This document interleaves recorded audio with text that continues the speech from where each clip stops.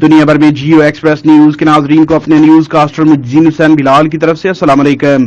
खबर शामिल करते हैं जिला मंडी बहाउद्दीन से, जहां मारूफ कानूनदान व साबक सदर डिस्ट्रिक्ट बार एसोसिएशन मंडी बहाउद्दीन महमूद परवेज रांझा एडवोकेट नामालूम मुलजमान की फायरिंग से अपने ड्राइवर समेत जाँ बहक, जबकि उनका बेटा और राहगीर खातून 1 साला बच्चे समेत शदीद जख्मी और डेड बॉडीज को तहसील हेडक्वार्टर अस्पताल फालिया मुंतकिल कर दिया गया है।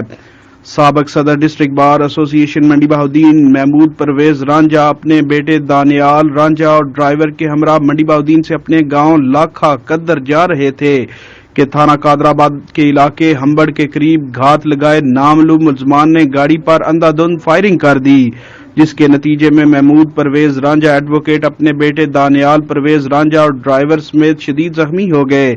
महमूद परवेज रांझा और उनका ड्राइवर जख्मों की ताब न लाते हुए जाँ बहक हो गए, जबकि बेटे दानियाल को तहसील हेडक्वार्टर अस्पताल फालिया मुंतकिल किया गया, जहां उसे तशवीशनाक हालत के पेश नजर लाहौर रेफर कर दिया गया है।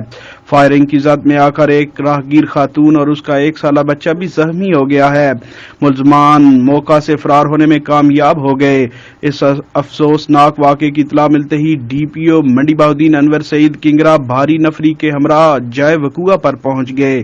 कैमरामैन टीम के साथ रिपोर्ट मैं रकील अहमद पोमी, क्राइम रिपोर्टर जियो एक्सप्रेस न्यूज मंडी बहाउद्दीन।